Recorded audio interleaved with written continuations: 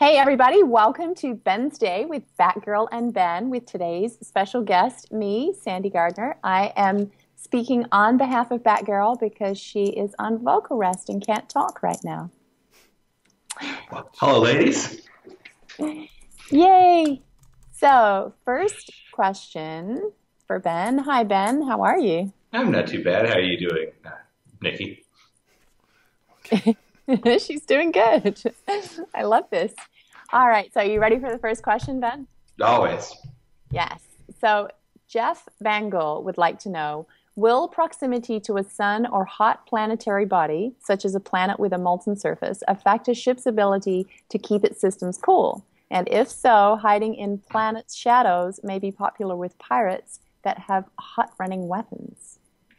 Yes. External heat sources will matter in the finished game. I know Tony Zervak especially is really fond of this idea of a ship, a particular ships having enough extra armor and shielding to go travel close to a star and examine their corona. I've heard him mention that a whole bunch of times, so definitely coming. And how will coolers actually help when close to a star? Well, the coolers you see in the game right now aren't for external heat sources. They're like a cooler on a computer. It cools down the particular part. Whereas, the keeping a ship cool from interstellar sources will be, particular shields, particular armors will be better at it. So, not quite the same coolers, but same system. So shields help more than coolers? Yes, from external sources. Whereas internal coolers will make your guns keep firing and working and keep your engine functional, that sort of thing. All right, I like it. And then Bounty in Orbit. The question is, will the bigger ships be controlled by a small joystick, or is it more like the Battlestar Galactica, the Orion and such? It's not a small agile fighter. For immersion's sake, will the piloting be more complicated than the capital ships, so you don't end up seeing a capital ship be controlled by a single joystick like a certain Starship Enterprise?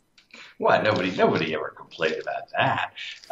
No, the larger ships do have, they kind of have a Starship style layout where you have a navigator who might control things and a astrogator and a captain who gives you orders and so on.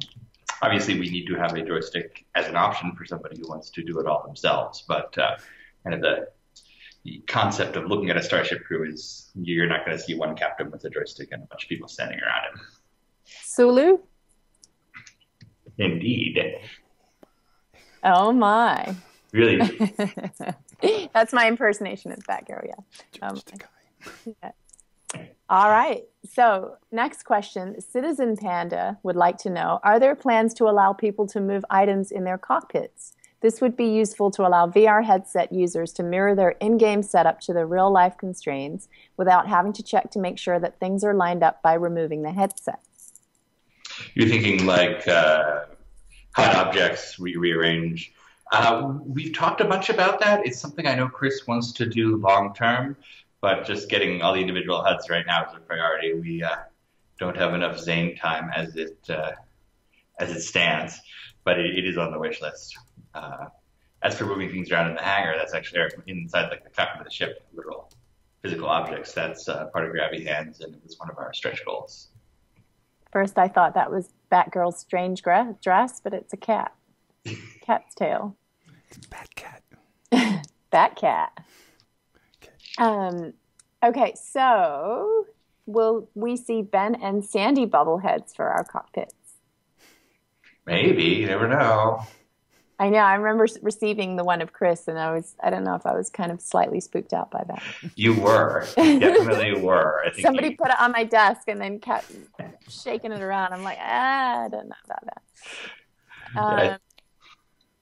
There is another part from Citizen Panda, which is, will there be item decay, and will modding an item risk the destruction of said item? And how does decay in modding work with insurance? Modding certainly does risk the destruction of the item. The idea that you can push it too far and ruin it or reduce its effectiveness at least. The item decay, it's still something we're talking about. We certainly have the idea that items get older and the ships get older, but we don't don't want to treat it the same way like a traditional MMO where, oh, unless you pay $5 right now, your ship disappears. It needs more part of the natural scheme of things in our universe, things age, but not in such a gotcha sense. So Chris said it would be there a long time ago. Which one? The modding? No, yes. Decay. No. Oh, the decay. Sorry. Chris Yeah. Yes. Yeah, but it's like with UEC purchases, it's just people hear a certain thing and they're like, oh, this is how whatever cheap Facebook game does it. They're just it's not quite the same as a traditional MMO. Got some typing. Most RPGs gave it up after a while. Yeah, it's just not fun the way they were, 5 years ago. They were really punishing people with, oh, your ships are going to disappear, your items are going to disappear. If you don't log in, your house is going to disappear. It's annoying. All right. So Ben Mowbray, or Ultramyth, his question is, ship components are starting to be implemented into the patches, which is cool. But I'm wondering how compatible components will be between ships. We know power plants, engines, shield generators, thrusters, etc. are different sizes, and while shield generators can be fitted to different ship models, thrusters, engines, etc., cannot. Oh, and while shield generators can be fitted to different ships, models, thrusters, engines, etc. cannot. What about cooling units, avionics, fuel tanks, radars, or other ship components? Will we be able to take the cooler off one ship and install it in another like shields, or will they be restricted like thrusters and engines? Did you get that question, Ben? Because I did. It's going to be 100% based on the specific item. There are some coolers that are universal. They will work in pretty much any ship. There are some that are as specialized as one particular model of one ship, and it's something that's defined by the individual item each time. You think about like a car. You might buy the same floor mat for any different kind of car, but if you want the cars better than I do, a particular part of a Ferrari or something, you buy that one specially made version. So totally variable. You can get fancy floor mats. I have a couple of fancy floor mats. There's your exclusive. Sandy's fancy floor mats. Sandy's got a Ferrari. No, Sandy doesn't have a Ferrari, but I have a nice floor mat. All right. So, I don't have any follow-up. Christopher Griffin would like to ask, I've noticed that the Aegis Retaliator is listed to have a crew of 6, but can actually be fully manned with a crew of 7, 5 turrets, 1 bombardier engineer, and the pilot captain. With only 6 escape pods, does abandoned ship mean last one in is a rotten egg, or is the captain expected to go down with the ship? I think that's a personal choice that could be made by any captain. Nice. I think probably it's very difficult for everyone to have survived to that point in a particular battle. But one person would have to kind of bail out without a pod. Well, we just have to save Batcat. That's all. But I'm sure we can squeeze Batcat in another escape pod, right? Or do they have cat space? Cat, yeah. Okay. Marcus Perry would like to know, with the first steps of persistence being introduced soon, how will death in Crusader be handled? That is a very good question that we're going to discover very, very soon. It's not going to be anything punishing yet when we're not introducing the death of a spaceman mechanic right now, but we do want it to kick just a little bit. So we're bouncing into actually QA just last week got their first persistence build, so they're seeing how they play, and then we're going to put it out into the world and see how people actually play, and we'll build it based on that. Whenever I hear that death of a spaceman, I think of nightmares, because Chris would play Demon Souls till like all hours of the morning, and I just like the screams and the shrieks of terror in playing that game. I'm just like, oh, God, gee. Well, the third one just came out, so maybe you'll lose him again. Oh, yeah. Well, he's in the UK, so he will be in the UK. So, I already saw a picture on Facebook that Forrest was playing it in the UK, so that's probably There you go. Going to do. They can give each other nightmares then. All right. Malcolm Reynolds says, "Hi, Nikki. Almosul here. Love the Bensday's chat you do.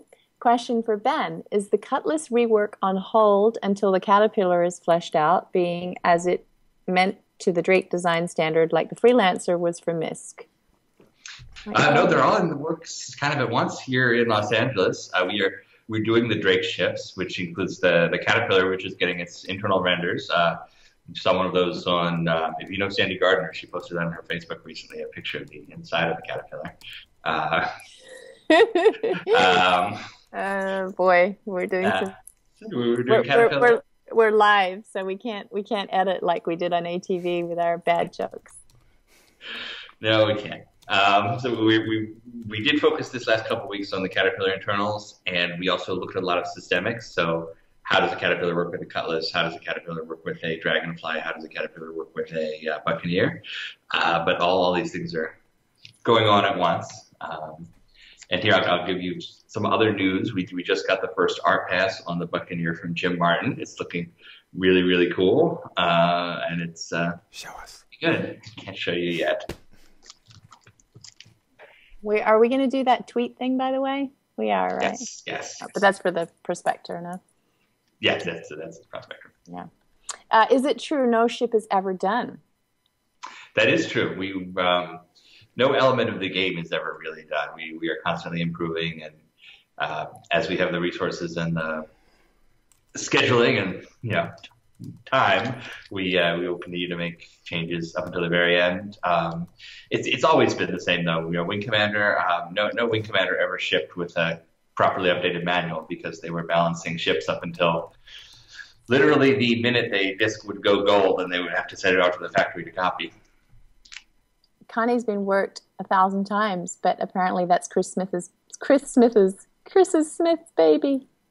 It is, and it's kind of our flagship for multi-crew. It's also making a lot of the other work we do much easier. Like I was in a meeting today talking about the Aquila and the rover, and it's going to be really easy to finish that off for flight ready just because of all the work Chris did on the Connie. It's also totally normal for any asset in any game to be redone time and time again. People looking from the outside without the background of game development don't kind of appreciate that, how a game grows, but it is totally normal, not something Oddstarts is doing because we're crazy. Unrelated to the odd things we do. Not sure how crazy. Wow.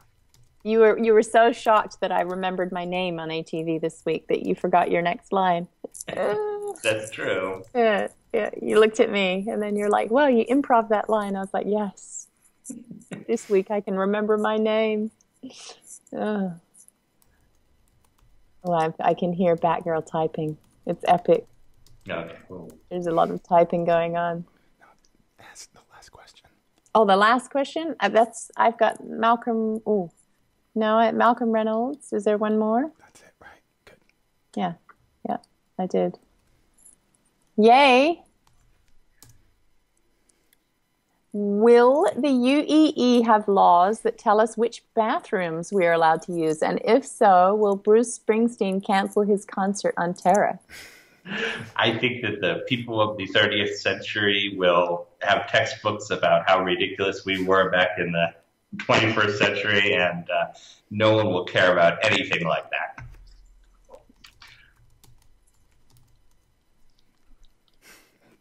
Excellent. All right. Well, that wraps it up. Thank you to all of the fans for all of the questions, and I hope I was able to succinctly ask all your questions correctly to Ben. We look forward to, I guess maybe I can help you doing this a few times, Nikki, because Nikki has a bit of vocal rest for a while. You all be safe out there, and Nikki will hopefully speak to you soon. Yeah, I hope you feel better soon, recover and all that. We miss you around here. She looks better. She does. That's because I'm talking to you too. Oh, look how cute. Well,